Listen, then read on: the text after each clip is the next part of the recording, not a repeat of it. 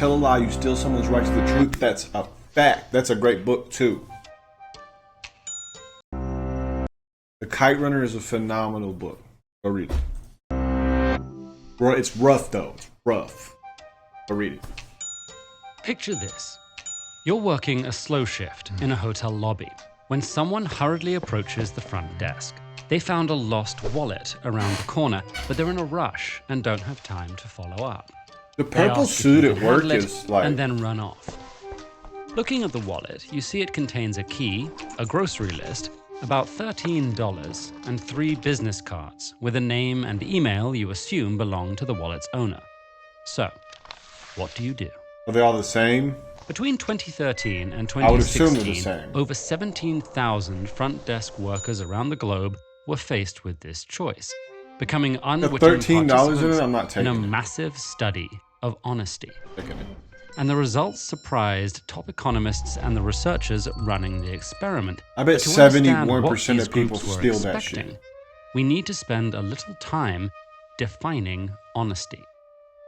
We typically think of honesty in terms of actively least telling steal the the truth money out in the our purse. interpersonal relationships.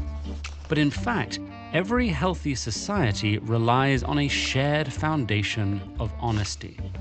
Using public services, making business transactions, and deciding government policies requires a baseline expectation of honesty from our fellow citizens.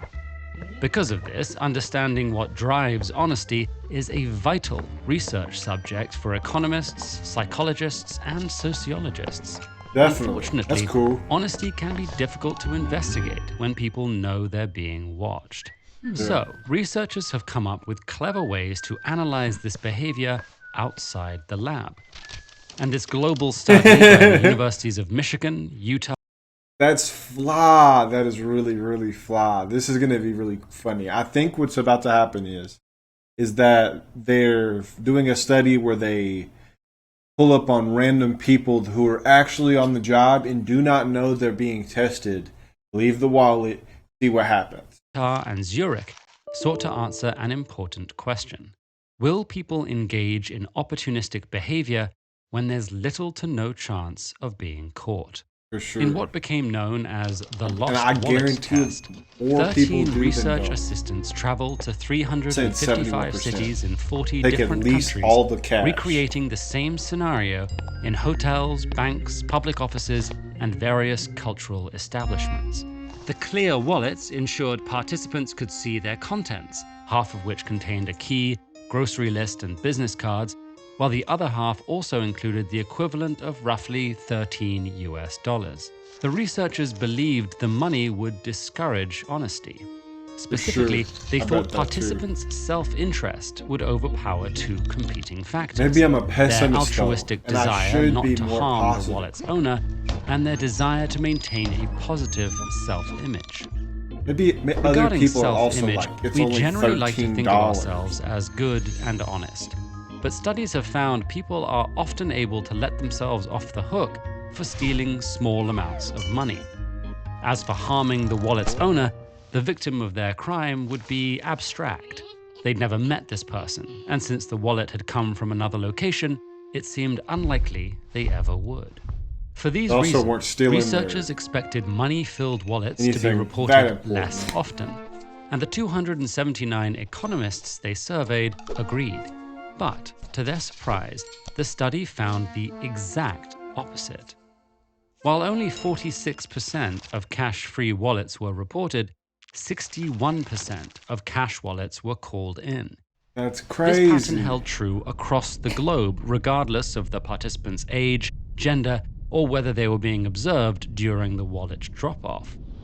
And when researchers tried increasing the temptation to be dishonest with wallets containing nearly $100, the results People were surprised them more- again. People That's reported wild. 72% of these big money wallets. There are a lot of theories for why honesty goes up as the wallet becomes more valuable. Because it becomes that much more important to make sure that they do the right thing. More people are inclined to do the right thing than do the wrong thing. But if it's a wallet with no money in it, then they're like, why does it even matter? Like, they probably have another key. Like, I'm not going to call them over a key. The $100 wallet certainly increases self-interest, but in international follow-up surveys, people reported that taking larger sums of money felt more like theft, making it harder to maintain a positive self-image.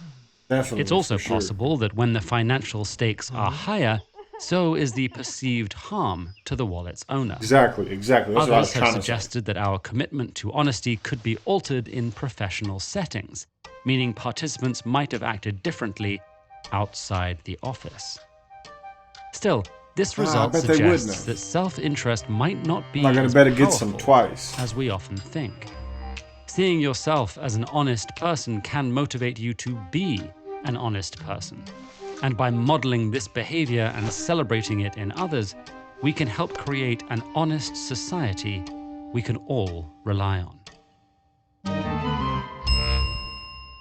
Speaking of motivation, have fire. you ever tried to get something done? What would you do?